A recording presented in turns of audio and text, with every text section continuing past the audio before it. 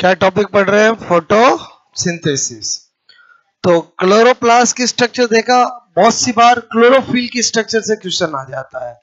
तो हम क्या देख रहे हैं? Structure of chlorophyll pigment. Clear? Chlorophyll pigment. Okay, again आधा घंटा पूरा इधर ध्यान देना। मैं आपको पहले सारी बातें बता रहा हूं, फिर स्ट्रक्चर भी बताऊंगा। सबसे पहले क्लोरोफिल के स्ट्रक्चर के दो पार्ट होते हैं, एक हेड और एक टेल। एक क्या होता है? हेड, और एक क्या होता है? टेल। ओके, मैंने कहा ध्यान देना, क्लोरोफिल पिगमेंट, ठीक है, की स्ट्रक्चर के टू पार्ट, मैंने कहा दो भाग, ठीक है, होते हैं। ठीक है, एक क्या होता है बोलो? हेड, और एक क्या होता है बोलो? टेल। एक सिर और एक पूंछ। ओके, दूसरी बात क्या बता रहा हूं, क्लोरोफिल का जो हेड होता है वो मैग्नीशियम पोरफायरिन का बना होता है। किसका बना होता है? मैग्नीशियम पोरफायरिन का। क्लियर? मैंने कहा आपको क्लोरोफिल पिगमेंट का हेड, ओके, मैग्नीशियम, मैंने कहा मैग्नीशियम, ठीक है, पोरफायरिन, बोलो मैग्नीशियम पोरफायरिन, ठीक है, मैग्नीशियम पोरफायरिन, मैग्नीशियम, बोलो पोरफायरिन, ठीक है, का बना होता है। ठीक है, बोलो किसका बना होता है? मैग्नीशियम पोरफायरिन का, जिसमें एक मैग्नीशियम तथा 4, बोलो, पाइरोल रिंग होती है। क्लियर?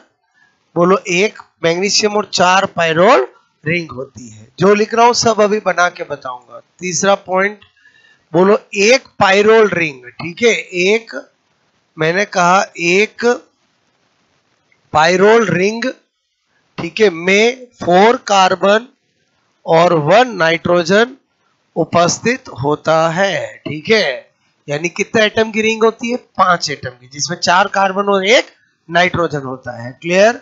नंबर 4 पॉइंट, बोलो क्लोरोफिल, ठीक है, के हेड की लंबाई और चौड़ाई, लेंथ एंड विड्थ। क्लियर? लंबाई एंड चौड़ाई। क्लियर? बहुत सी बार एग्जाम में पूछा गया है। Length and width 15 angstrom and 15 angstrom होती है। बोलो 15 इंटू 15, लेंथ भी होती है 15 और विड्थ भी होती है 15। क्लियर? उसके बाद नंबर 5, ठीक है, क्लोरोफिल पिगमेंट, ठीक है, में Mg+2 के रूप में रहता है। ठीक है, किस फॉर्म में रहता है? Mg+2 के। क्लियर? ऐसे ही हम पढ़ते हैं हीमोग्लोबिन में आयरन किस रूप में रहता है? Fe+2 के रूप में। क्लियर? उसके बाद नंबर 6 क्या बता रहा हूं आपको?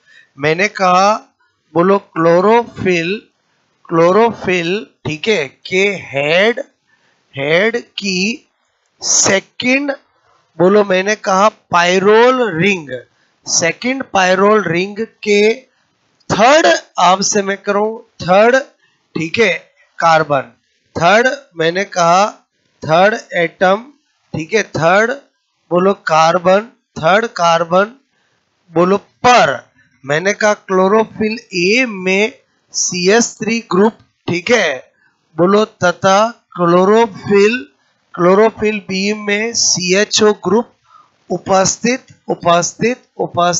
होता है। मतलब वेरी इंपॉर्टेंट, आपको कोई क्लोरोफिल ए और बी में अंतर पूछे तो समझ में आया। क्लोरोफिल ए की स्ट्रक्चर के अंदर second pyrrole ring, 4 pyrrole ring है, सेकंड पाइरोल रिंग के थर्ड पोजीशन पर थर्ड कार्बन पे मिथाइल ग्रुप होता है, जबकि क्लोरोफिल बी में, बोलो, आपका एल्डिहाइड ग्रुप होता है, CHO उपस्थित होता है। क्लियर?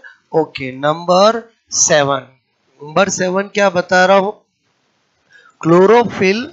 क्लोरोफिल, ठीक है, बोलो पिगमेंट पिगमेंट के हेड की fourth pyrrole ring, clear, pyrrole ring से बोलो टेल, टेल मैंने कहा टेल जुड़ी होती है, टेल अटैच्ड, ठीक है, जुड़ी मैंने कहा होती है, clear. Okay, number 8 chlorophyll, chlorophyll pigment, ठीक है, बोलो कि tail, tail phytol tail, clear, phytol tail, clear, phytol tail होती है, इट मीन्स हाइड्रोफोबिक होती है, फाइटोल का मतलब होता है हाइड्रोफोबिक, ठीक है, अर्थात इट मीन्स हाइड्रोफोबिक, क्लियर होती है। ओके, उसके बाद नंबर 9 मैंने कहा टेल की लेंथ बोलो 20 एंगस्ट्रॉन होती है, क्लियर, टेल की केवल क्या होगी, लेंथ, जबकि हेड की क्या होगी, लेंथ और विड्थ दोनों होगी, बात समझ में आए बोलो। ओके, उसके बाद नंबर 10 मैंने कहा क्लोरोफिल, क्लोरोफिल की टेल में एक डबल बॉन्ड, ये भी एक बार कंपटीशन एग्जाम में पूछा गया, एक डबल बॉन्ड उपस्थित होता है, मतलब क्लोरोफिल की स्ट्रक्चर से लेकर जो भी एग्जाम में क्वेश्चन पूछा जा सकता है वो सारे मैंने लिख दिए। अब जो मैंने लिखा वो मैं डायग्राम बनाकर आपको समझा रहा हूँ, क्लियर, और जो हम डायग्राम बना रहे वो रे डायग्राम बना रहे, रे डायग्राम मतलब समझ में आया कि बोलो आपको सारी चीजें याद हो जाए उसके लिए, ठीक है। तो मैंने कहा आपको पहले हेड बना रहा हूं, ठीक है, ये मैग्नीशियम, ओके,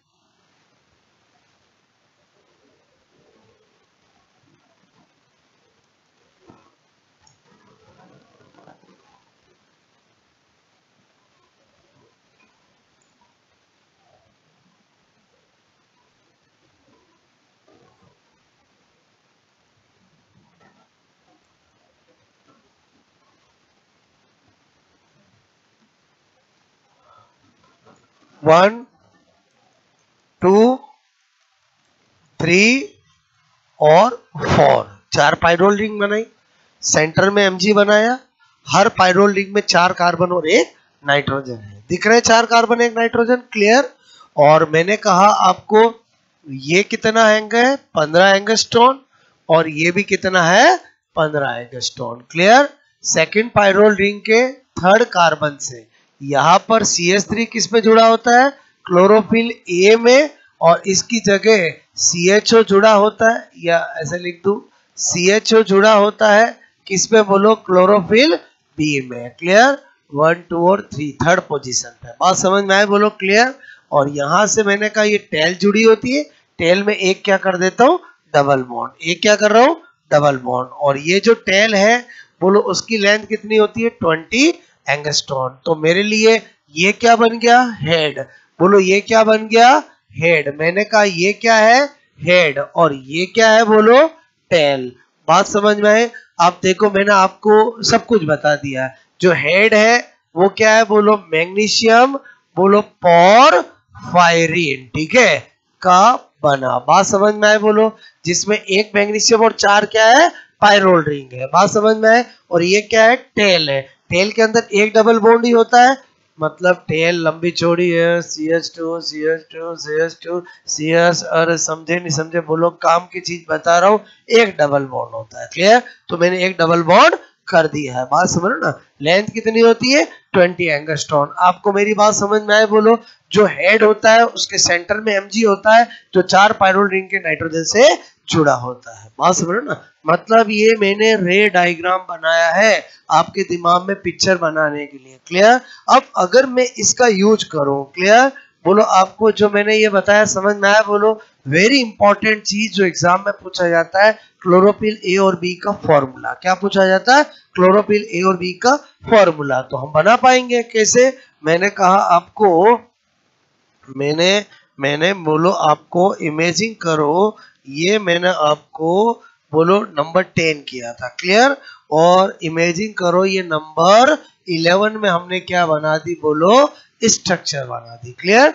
और नंबर 12 में मैं यहाँ पर बता दूं आपको, मैंने कहा formula of chlorophyll a and chlorophyll b, जो कि बहुत ज्यादा इंपॉर्टेंट है। क्लियर।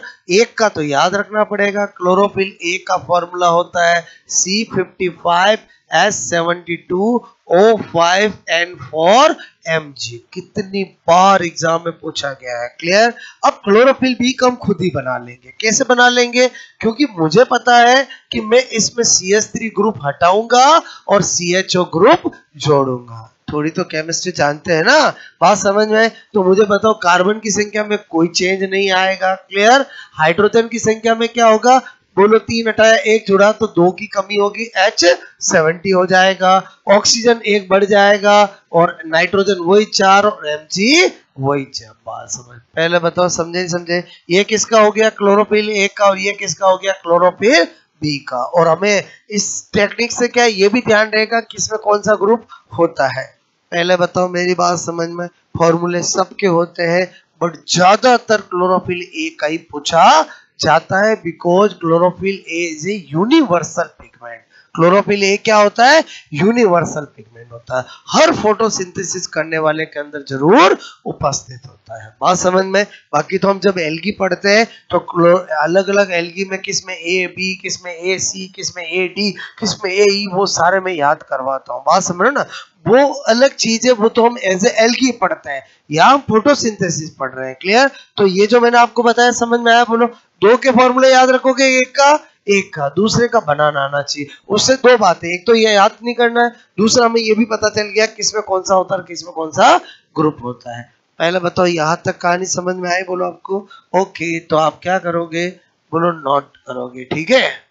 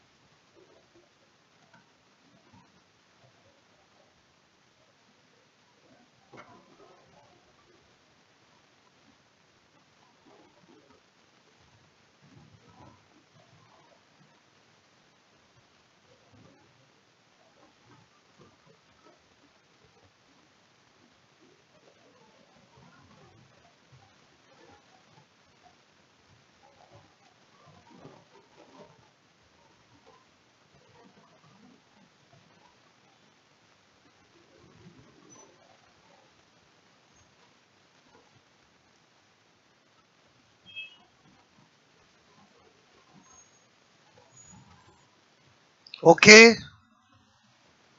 किया ये नोट? बोलो।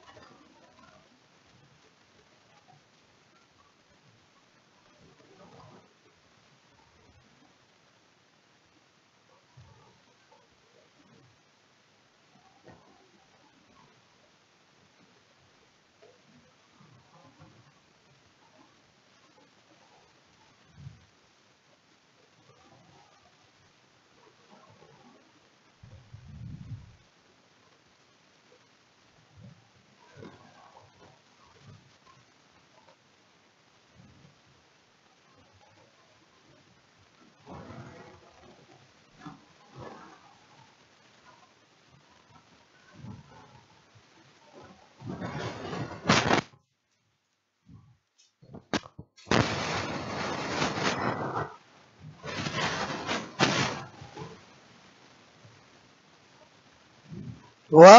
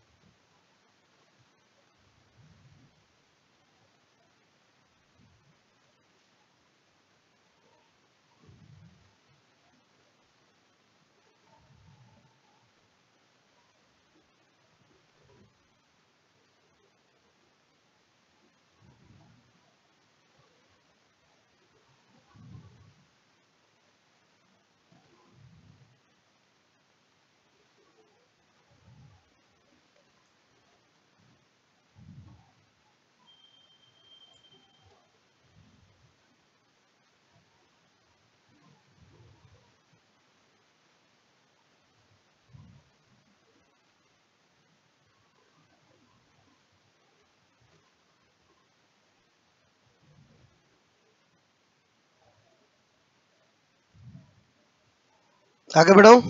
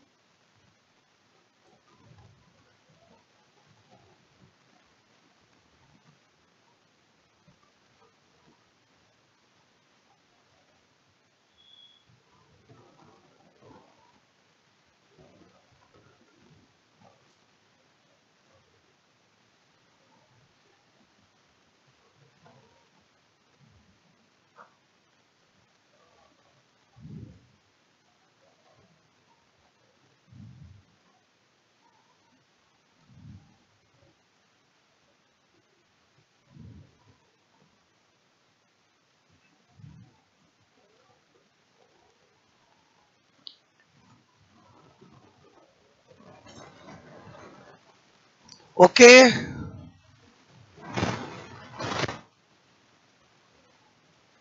बैक है।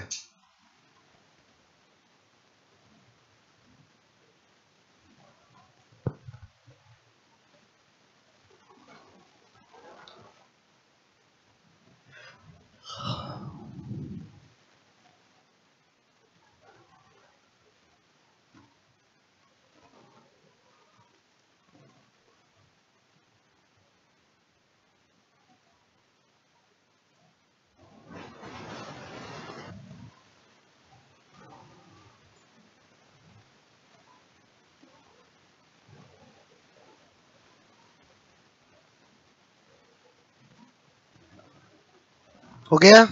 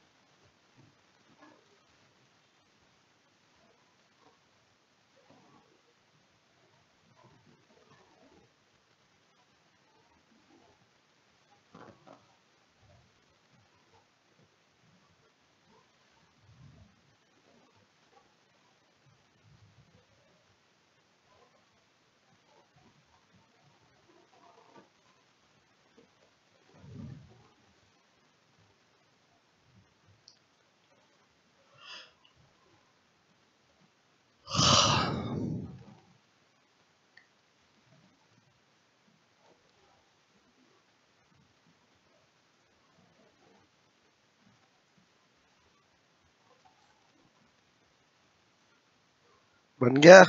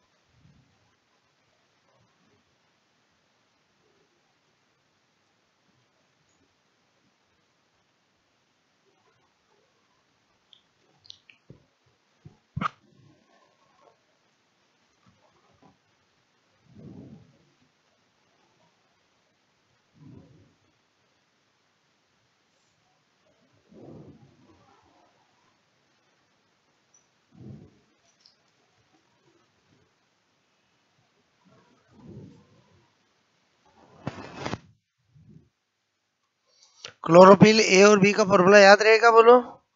ओके, याद तक कहानी समझ में आई, बोलो।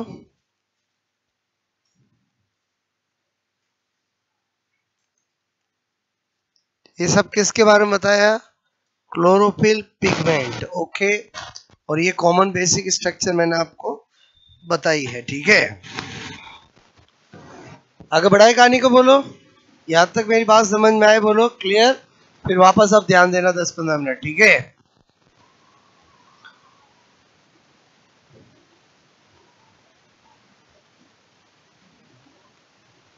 ओके, इससे जो मैंने बताया वो सारा दिमाग में आपके पिक्चर बन गई है, ठीक है। हो गया। अब क्या होता है कि फोटोसिंथेसिस में दो रिएक्शन होती है, एक लाइट रिएक्शन और एक डार्क रिएक्शन। मतलब अल्टीमेटली फोटोसिंथेसिस के अंदर हमें प्लांट अपना भोजन का निर्माण करते हैं, तो भोजन का निर्माण तो डार्क रिएक्शन में होता है, बात समझो। लेकिन पहले लाइट रिएक्शन क्यों होती है? क्योंकि क्या होता है, प्लांट अपने बायोलॉजिकल प्रोसेस में केमिकल एनर्जी को ही यूज करते हैं, और जो सनलाइट है उसमें तो सोलर एनर्जी है। तो इसका मतलब हुआ पहले हमें केमिकल सोलर एनर्जी से केमिकल एनर्जी में कन्वर्ट करना पड़ेगा, क्लियर। तो मेरे कहने का मतलब केमिकल एनर्जी का मतलब होता है एटीपी, NADPH2, ये होता है केमिकल एनर्जी। और सोलर एनर्जी का मतलब फोटोन की फॉर्म में जो एनर्जी होती है। तो इसका मतलब हुआ पहले हमें क्या करना पड़ता है, प्लांट क्या करते हैं, डार्क रिएक्शन से पहले क्या करते हैं, लाइट रिएक्शन। और लाइट रिएक्शन में क्या किया जाता है, सोलर एनर्जी को केमिकल एनर्जी में कन्वर्ट किया जाता है। इसको हम बोलो लाइट रिएक्शन कहते हैं, और इस प्रक्रिया को फोटोफॉस्फोराइलेशन कहेंगे। क्या कहेंगे? Photophosphorylation, clear. तो मैं क्या बता रहा हूं अब आगे, यहां तक कहानी समझ में आए, बोलो। मैंने कहा आपको कि प्लांट में, बोलो, फोटोसिंथेसिस, क्लियर, फोटोसिंथेसिस, ठीक है, में निम्न दो, आपसे मैं कह रहा हूं, टाइप की रिएक्शन, ठीक है, रिएक्शन होती है, ठीक है। दो टाइप की रिएक्शन होती है, ओके। बोलो, एक होती है नंबर 1, जिसको हम क्या बोलते हैं, light reaction, clear, light reaction, okay. और एक होती है डार्क रिएक्शन, ठीक है, डार्क रिएक्शन। अपने को इनको समझना है कि लाइट रिएक्शन क्या है, डार्क रिएक्शन क्यों, ये नाम क्यों है, और लाइट और होने पर डार्क होती है, बोलो डार्क से पहले लाइट क्यों होती है, बात समझ ना। तो एक तो क्या है, प्रकाश अभिक्रिया, क्लियर, और एक है अभिक्रिया, क्लियर। और एक क्या है, बोलो, अंध अंध अंध अंध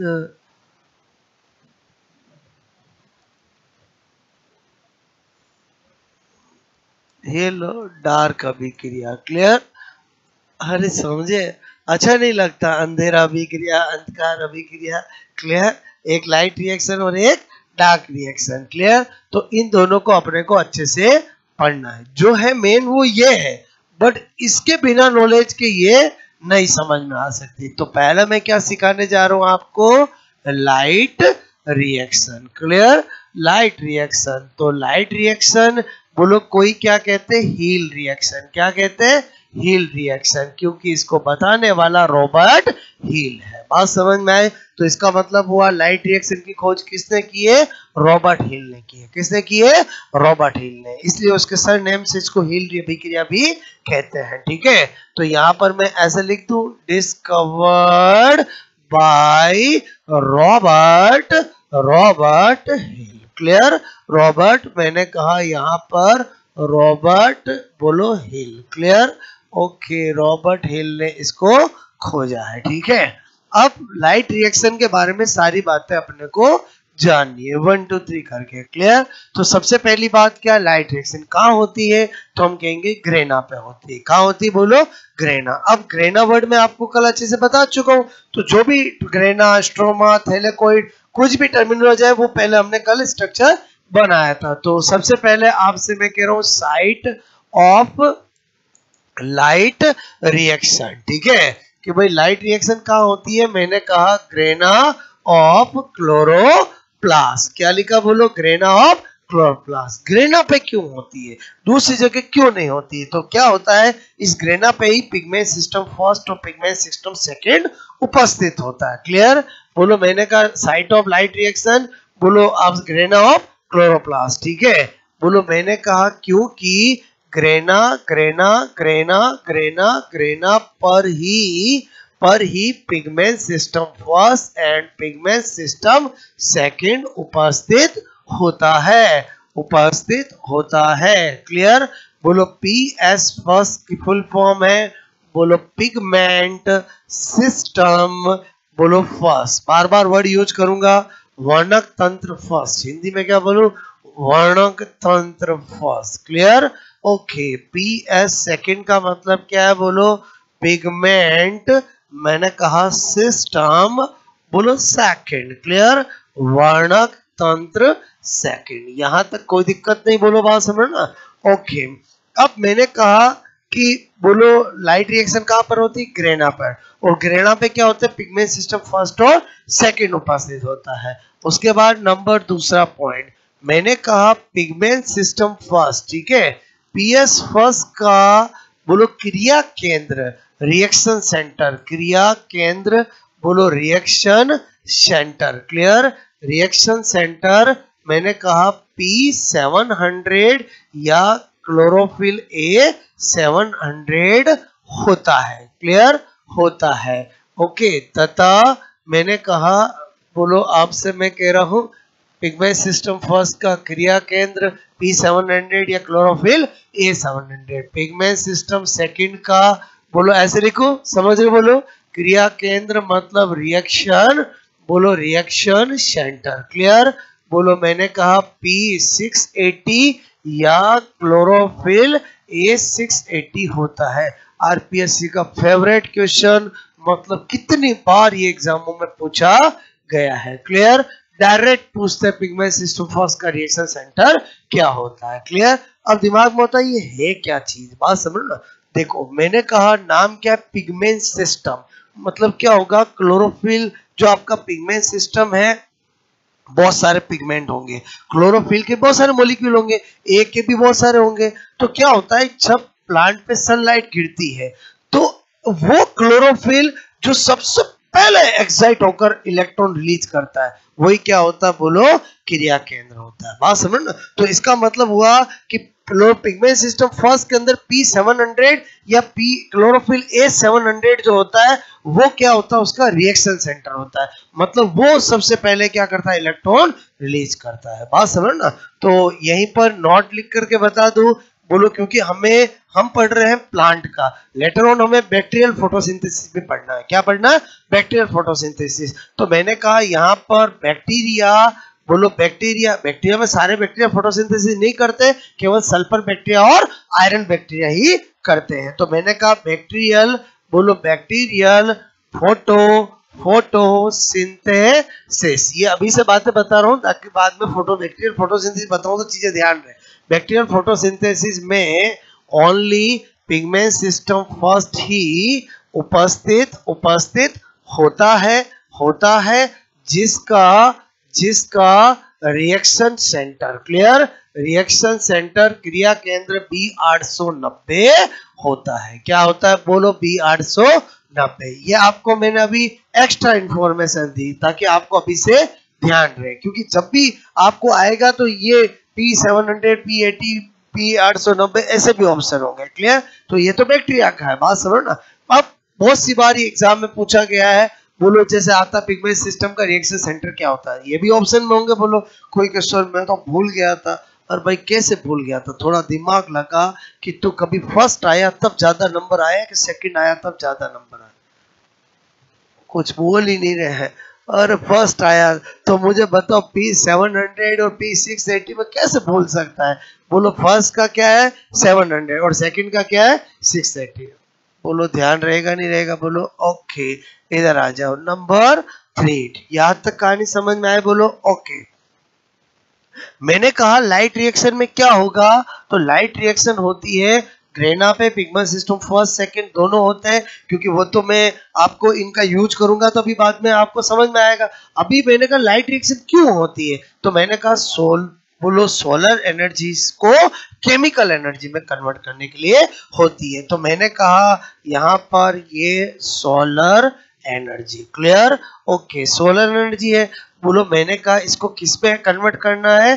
केमिकल एनर्जी में। किस में कन्वर्ट करना है? केमिकल एनर्जी का मतलब क्या होता है? एटीपी है, NADPH2 है, क्लियर। इस फॉर्म में जो एनर्जी होती है इसको क्या कहते हैं? Chemical energy. इसको कन्वर्ट करना बोलो किसके द्वारा? बोलो लाइट रिएक्शन, क्लियर। और लाइट रिएक्शन में ये जो कन्वर्जन करते हैं इसको बोलते हैं फोटोफॉस्फोराइलेशन। क्या कहते हैं? बोलो इसको फोटोफॉस्फोराइलेशन। क्या कहते हैं? बोलो फोटोफॉस्फोरीलीकरण। हिंदी में क्या बोलते हैं ये, इंग्लिश में क्या बोलते हैं? फोटोफॉस्फोराइलेशन। मेरी बात समझ में आए? मतलब जो आपका सूर्य की ऊर्जा है, सोलर ऊर्जा है, उसको केमिकल एनर्जी में बदलना, यही हमारा किस रिएक्शन का टारगेट होता है? Light reaction. क्योंकि डार्क रिएक्शन के अंदर एनर्जी कंज्यूम होती है, और जो एनर्जी कंज्यूम होती है भोजन बनाने के लिए वो केमिकल एनर्जी के रूप में रिक्वायर्ड होती है। 1 मोल ग्लूकोज का निर्माण करेंगे डार्क रिएक्शन में तो हमें 18 ATP और 12 NADPH2 रिक्वायर्ड है केमिकल एनर्जी। तो उसका एनर्जी का प्रोडक्शन किस में किया जाएगा? बोलो लाइट रिएक्शन में। किससे किया जाएगा? सोलर एनर्जी से। तो लाइट रिएक्शन का काम समझ में आया? लाइट रिएक्शन केवल सोलर एनर्जी को केमिकल एनर्जी में कन्वर्ट करती है, क्लियर। ये काम है लाइट रिएक्शन। और मैंने कहा ये लाइट की प्रेजेंस में ही होगी तो इसलिए इसका नाम लाइट रिएक्शन है। और जो डार्क रिएक्शन है उसको लाइट से कोई लेना देना नहीं है, उसको तो केमिकल एनर्जी से लेना देना है। तो केमिकल एनर्जी इसमें बन जाएगी तो फिर वो होगी। बात समझ में आए? इसलिए उसका नाम क्या है? डार्क रिएक्शन है। उसका नाम क्या है? डार्क रिएक्शन है, क्लियर। अभी उसके बाद हम बाद में करेंगे। यहां तक बात समझ में आए? बोलो। अब मैंने कहा ये फोटोफॉस्फोराइलेशन का मतलब समझ गए कि फोटोसिंथेसिस के लाइट रिएक्शन में सोलर एनर्जी से केमिकल एनर्जी का निर्माण करना क्या कहलाता है? Photophosphorylation, clear. तो फोटोफॉस्फोराइलेशन भी 2 टाइप का होता है, एक होता है साइक्लिक और एक होता है नॉन साइक्लिक। तो अगला पॉइंट क्या बता रहा हूं आपको? नंबर 4। मैंने कहा बोलो टाइप्स ऑफ, बोलो फोटोफॉस्फोराइलेशन। मेरी बात को समझना। अगर आपको कोई पूछे फोटोफॉस्फोराइलेशन किस सेल ऑर्गेनल में होता है? 4 सेल ऑर्गेनल हो तो क्लोरोप्लास्ट में कहाँ होता है? तो ग्रेना में। मेरी बात समझ में आए? बोलो मैंने आपको ट्रांसपिरेशन पढ़ाया, उसमें फोटोफॉस्फोरेशन वर्ड आया तो वहां तो हम एज ए क्लोरोप्लास्ट बोल रहे थे, लेकिन अभी आपको मैं बोलूं कि फोटोफॉस्फोरेशन क्लोरोप्लास्ट में कहाँ होता है? तो ग्रेना में, क्योंकि लाइट रिएक्शन कहाँ होती है? ग्रेना में। ओके, मैंने कहा टाइप्स ऑफ फोटोफॉस्फोरेशन कितने टाइप का होता है? 2 तरह का होता है, क्लियर। बोलो एक होता है साइक्लिक, मैंने कहा साइक्लिक बोलो फॉस्फोराइलेशन, क्लियर।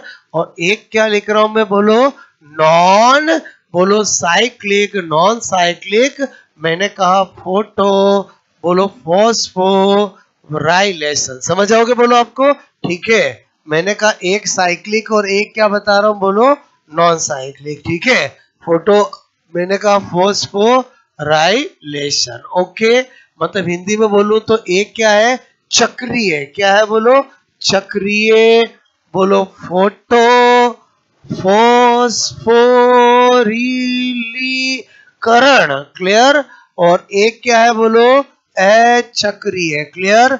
बोलो मैंने कहा अचक्रीय, बोलो फोटो फॉस्फोरिलीकरण, ओके। अब देखो इनके अंदर आपको जो चीजें ध्यान रखनी है, जो एग्जाम में पूछी जाती है, वो सारी मैं कंपैरेटिवली बता रहा हूं। जैसे नंबर 1 पहला पॉइंट, साइक्लिक फोटोफॉस्फोराइलेशन में मैं क्या बता रहा हूं, इसमें ओनली पिगमेंट सिस्टम फर्स्ट ही बोलो भाग लेता है या काम आता है, बोलो भाग लेता है, क्लियर। जबकि जो नॉन साइक्लिक फोटोफॉस्फोराइलेशन है उसमें क्या बता रहा हूं, इसमें मैंने कहा pigment system first and pigment system second दोनों पार्टिसिपेट करते, दोनों भाग लेते हैं, क्लियर। पहला पॉइंट बात समझ में आए। दूसरा पॉइंट, जब एक बार साइक्लिक फोटोफॉस्फोराइलेशन चलता है तो 2 एटीपी का उत्पादन होता है। कितने एटीपी का प्रोडक्शन होता है, 2 एटीपी, क्लियर। बोलो इसके एक बार बोलो चलने से, एक बार होने से, किसके एक बार होने से, साइक्लिक फोटोफॉस्फोराइलेशन 2 एटीपी का मैंने कहा बोलो प्रोडक्शन बोलो होता है, क्लियर, ओके। और इसका क्या बता रहा हूं, इसके एक बार चलने से 1 एटीपी 2 NADPH2 और 1 O2 का प्रोडक्शन होता है। मैंने कहा इसके एक बार होने से बोलो मैंने कहा 1 ATP प्लस 2 मोल NADPH2 प्लस 1 O2 मैंने कहा का क्या होता है, बोलो प्रोडक्शन होता है, क्लियर होता है। मेरी बात समझ में, अभी डिफरेंस बता रहा हूं, कहां होता है, कैसे होता है, सब कुछ मैं आपको बताऊंगा, क्लियर। लेकिन पहले काम की चीज जो एग्जाम में पूछी जाती है, और फिर जब हम इनको रियलिटी में देख लेंगे कैसे साइक्लिक होता है तो आपके दिमाग में पिक्चर पक्का बन जाएगी, क्लियर। उसके बाद नंबर 3 क्या बता रहा हूं, जो साइक्लिक होता है बोलो आपसे मैं कह रहा हूं उसमें बोलो मैंने कहा उसमें वाटर बोलो आपका फोटोलाइसिस ऑफ वाटर नहीं होता है, क्लियर। मैंने कहा इसमें बोलो जल का प्रकाश अपघटन,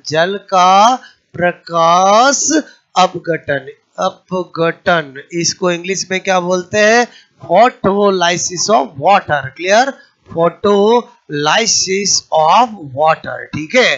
बोलो नहीं होता है, क्लियर, ओके। और इधर क्या बता रहा हूं, इसमें फोटोलाइसिस ऑफ वाटर होता है। कैसे होता है वो जब हम नॉन साइक्लिक को मैं बना के बताऊंगा तो सारी पिक्चर दिमाग में क्लियर हो जाएगी। तो मैंने कहा इसमें ऐसे लिख दो, अब डायरेक्ट बोलो फोटोलाइसिस ऑफ वाटर, क्लियर, बोलो होता है, बोलो होता है, ठीक है।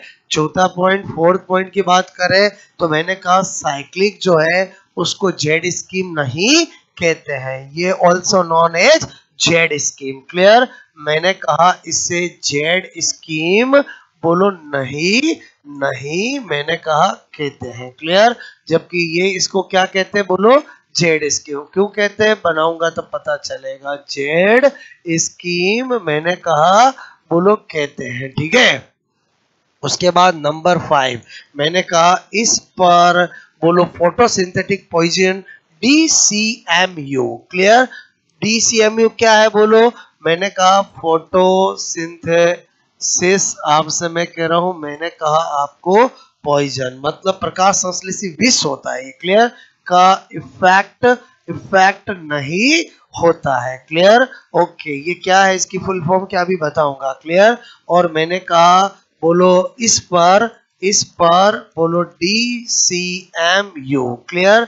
DCMU क्या है बोलो, प्रकाश संश्लेषी विष क्लियर का इफेक्ट इफेक्ट होता है। बोलो एक्चुअली क्या होता है, ये DCMU जो है NADPH2 के निर्माण में अवरोध बाधा बैरियर करता है। जब NADPH2 इधर बनता ही नहीं है तो बोलो इस पे इफेक्ट नहीं आएगा, इधर बनता तो इफेक्ट आएगा। तो एक बार मैंने आपको साइक्लिक नॉन साइक्लिक में जो बातें एग्जाम में पूछी जाती वो मैंने आपको बताई, क्लियर। अब मैं आपको क्या बता रहा हूँ यहाँ पर special note, clear. Special note में अभी हमने देखा कि बोलो हमारा DCMU वर्ड आया, क्या आया बोलो DCMU, क्लियर। इसकी फुल फॉर्म क्या होती है, मैंने लिखा डाइक्लोरो, बोलो फेनिल, बोलो क्या लिखा डाइक्लोरो फेनिल, बोलो डाई मिथाइल, डाई मिथाइल, और क्या लिखा यूरिया, क्या लिखा यूरिया। मतलब आपको क्या बता रहा हूं, इधर देखो, क्लियर। ओके मैंने कहा आपको Cl, ठीक है।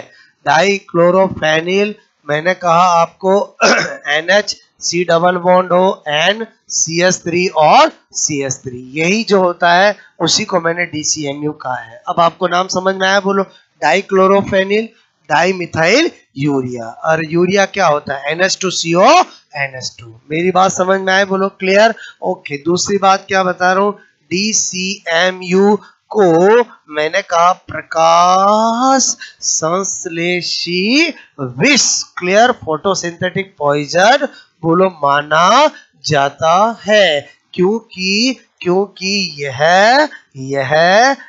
NADPH2, बोलो NADPH2 nicotinamide adenine diphosphate, clear. बोलो आपसे के निर्माण में बाधा पहुंचाता है, क्लियर, बाधा पहुंचाता है। तो बताओ आपका ये जिधर बनेगा उसमें ये बोलो आपका अफेक्टेड डालेगा। बात समझ में आए, बोलो क्लियर। तो एक बार आपको इतनी कहानी समझ में आए बोलो आपको, तो इतना क्या करोगे आप नोट करोगे, क्लियर।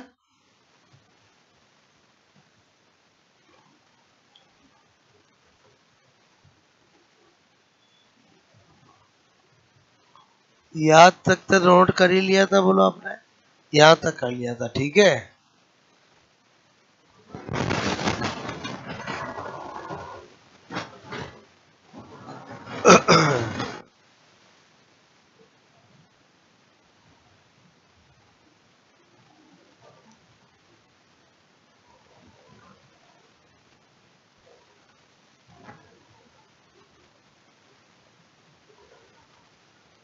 ये जो टॉपिक है इन सब के लिए आपको केमिस्ट्री का यूज करना पड़ेगा तो चीजें समझ में आएगी।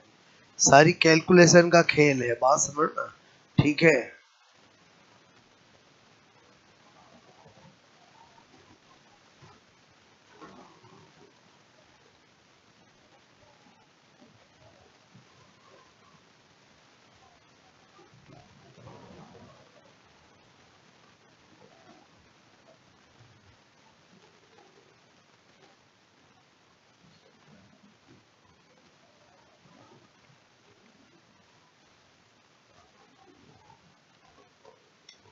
हुआ नोट बोलो ये।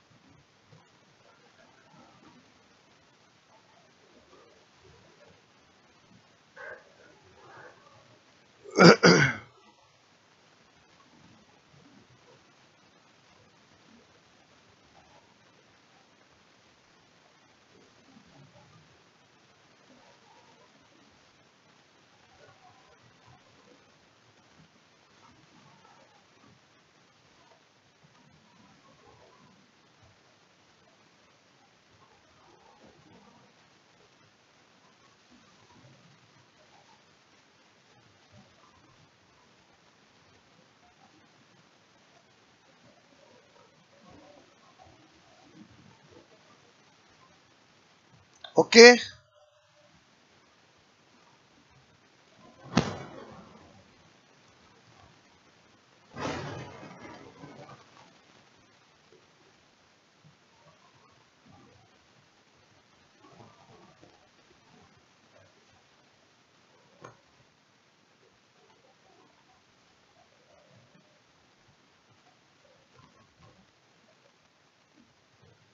ओके।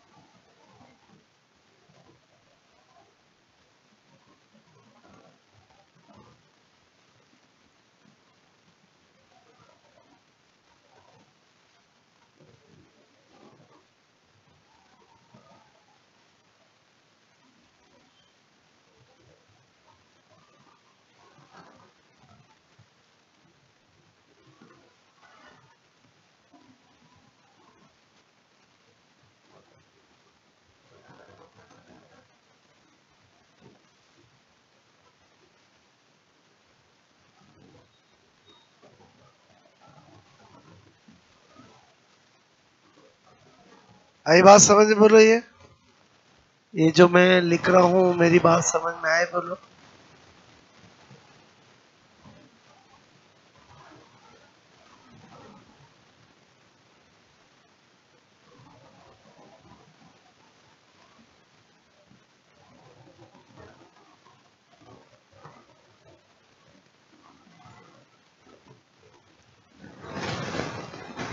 अरे बच्चा, B P P P P नहीं है ये बी 890 है।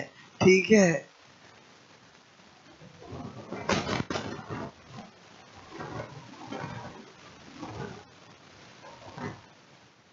मेरी भाषा समझ में आती कि नहीं आती आपको? अब तो आती है ना। एक बच्चा आया, एक बार डेमो लिया, सर आप तो है ना इंग्लिश में भी लिखते हो, मैं तो हिंदी मीडियम, शुद्ध हिंदी में लिखो तो मैं पढ़ाऊँ। मैंने कहा मैं नहीं पढ़ा सकता शुद्ध। ठीक है, मैं वो लिखता हूँ जो एग्जाम में आता है, बात समझना। आप शुद्ध हिंदी में पढ़ के कभी कंपटीशन एग्जाम का पेपर को समझ में ही नहीं आएगा, बात समझना, साइंस के स्टूडेंट हो। ओके।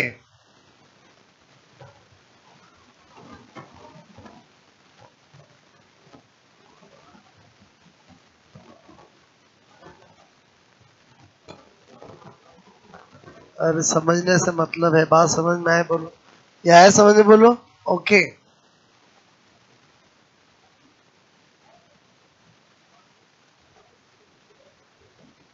ओके। इनकी फुल फॉर्म अभी लिख दूंगा मैं, adenosine triphosphate nicotinamide dinucleotide.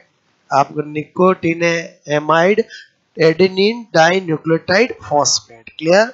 Okay, अभी लिख दूंगा।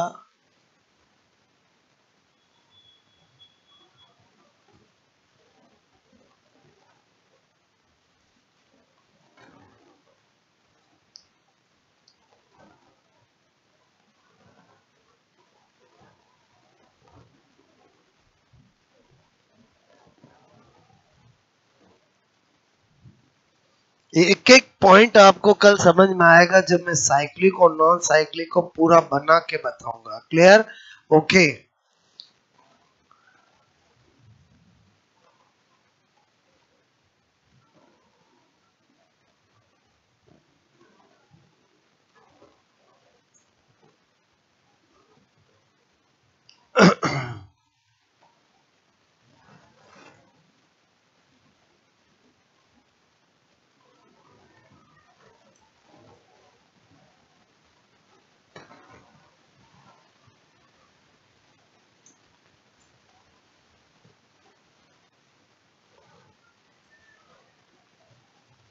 हो गया?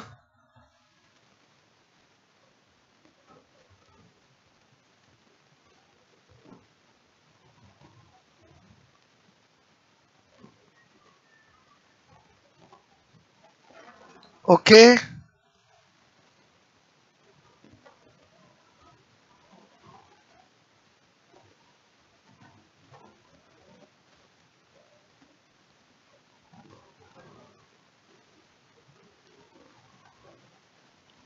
only pigment system first participant, first and second both are participant.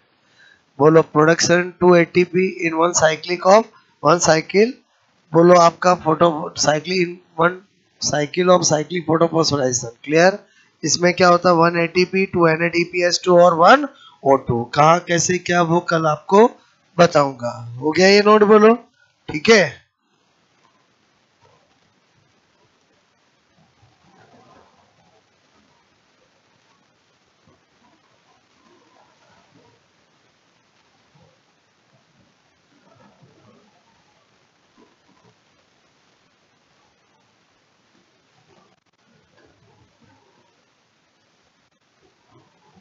Okay,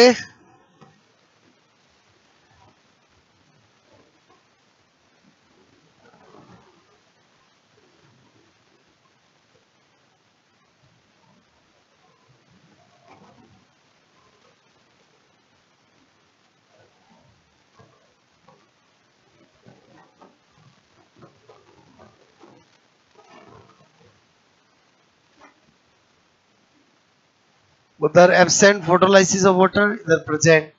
उधर एब्सेंट जेड स्कीम, इधर प्रेजेंट। क्लियर? उधर नॉट अफेक्टेड बाय DCMU, इधर अफेक्टेड बाय DCMU। ठीक है, DCMU is a photosynthetic poison. Full name, structure, सब कुछ मैंने अभी स्पेशल नोट में बताई है आपको।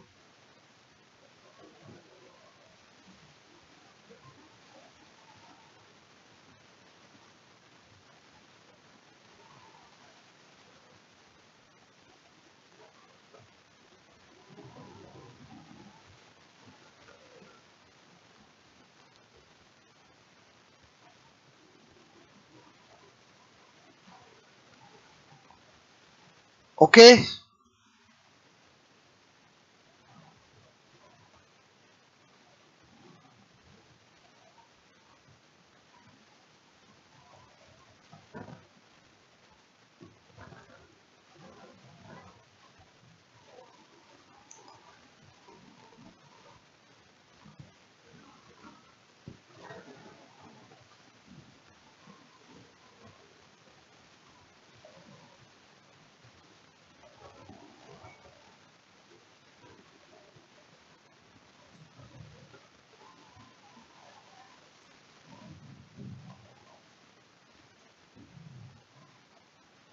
ठीक है।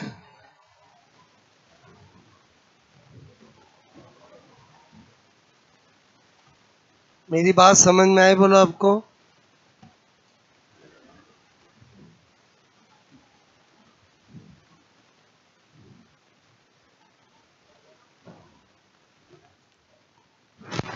DCMU उधर फुल फॉर्म स्ट्रक्चर सब बताइए ना मैंने अभी आपको। क्लियर? बात समझ में है? उधर ही क्यों अफेक्टेड होगा? क्योंकि ये किस पे बैरियर करता है? NADPH2। उधर ही बनता है तो उधर ही होगा। क्लियर? और इसी में आपको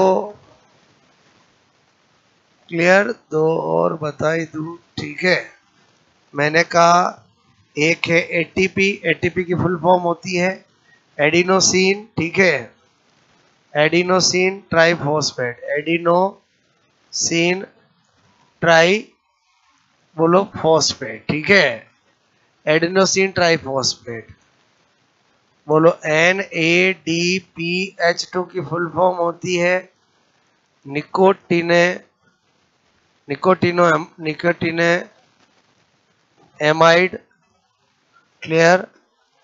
निकोटिने एमाइड, एडेनिन, एडेनिन बोलो nicotinamide, adenine dinucleotide phosphate, dinucleotide phosphate. Clear? Okay, ये किसकी फुल फॉर्म है बोलो? NADPH2 की। आज की कहानी समझ में आई बोलो? कल यहीं से आगे कहानी स्टार्ट करेंगे, ठीक है।